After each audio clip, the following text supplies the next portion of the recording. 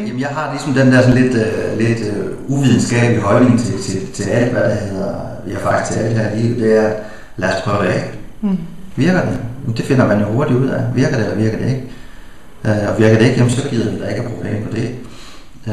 Og sådan, men altså efterhånden, altså videnskaben, der findes jo så mange studier omkring fiskeolie, at det er ikke nogen hemmelighed længere, at det er super godt. Så kan man så gå ind og diskutere kvaliteten af fiskeolie. At der er noget, der er bedre end noget andet.